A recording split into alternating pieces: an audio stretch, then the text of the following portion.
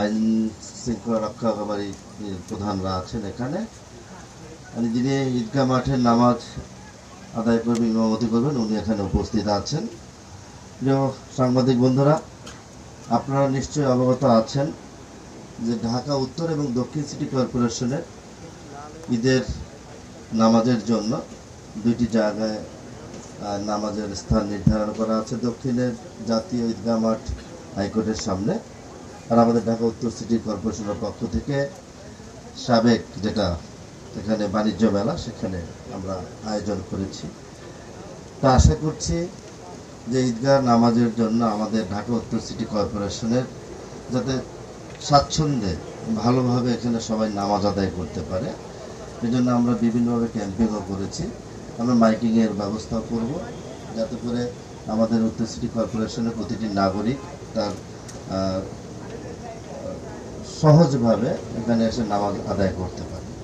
তো এখানে বৃষ্টির একটা আভাস আছে, শনিবার দিন যদি ঈদ হয়ে যায় কিংবা শুক্রবার ঈদ হয়, সেখানে বৃষ্টি হওয়ার একটা সম্ভাবনা আছে।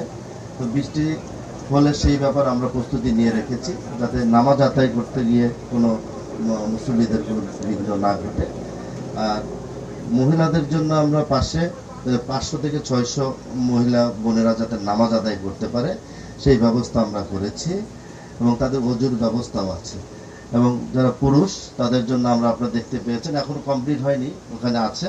আশা করছি আজকে রাত্রের মধ্যে কমপ্লিট হয়ে যাবে, একসাথে 50-60 জন ওযু করতে পারবে। তো সকল ব্যবস্থা আমরা মোটামুটিভাবে করে রেখেছি, বাকিগুলো ইনশাল্লাহ আজকের মধ্যে সব শেষ হয়ে যাবে বলে আমি মনে করছি। আর এখানে একসাথে এই টেন্টের ভিতরে যদি দেখছেন, এটা বাঁশের কোনো টেন্ট না, এটা স্টিলের স্ট্রাকচার দিয়ে করা। বাড়তি করে আমরা যাতে আরো বেশি মানুষের নামাজ আদায় করতে পারে, এর জন্য আমরা এক্সটেনশন করেছি।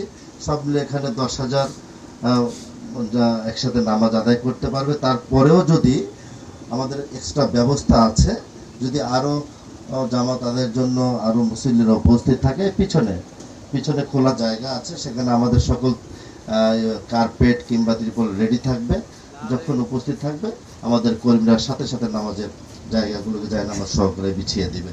সকল প্রস্তুতি ইতিমধ্যে আমরা নিয়েছি, বাকিগুলো এখন 3 দিন সময় আছে। এর মধ্যে যেগুলি টুকিটাকি আছে আমরা প্রতিদিন এখানে আসব, এসে যেখানে ঘাটতি দেখব কিংবা কোনো জায়গায় কিছু আছে কিনা সেটা আমরা ব্যবস্থা করে করব।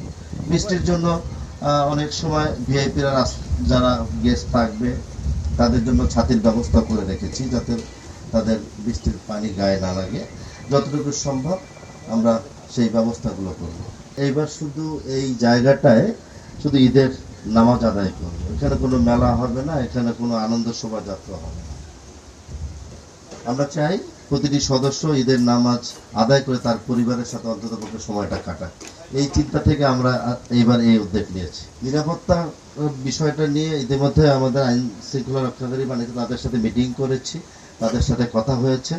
একদম যতটুকু সম্ভব সর্বোচ্চ নিরাপত্তার ব্যবস্থা এখানে থাকবে। জামাত হবে সকাল 8টায়। আপনাদেরও আমন্ত্রিত, আপনারা দাওয়াত দিলাম। আপনারা যদি ঢাকায় থাকেন, আপনারা আমাদের ঈদগাহ মাঠে নামাজ আদায় করতে আসবেন, এবং অগ্রিম ঈদ মোবারক। ধন্যবাদ।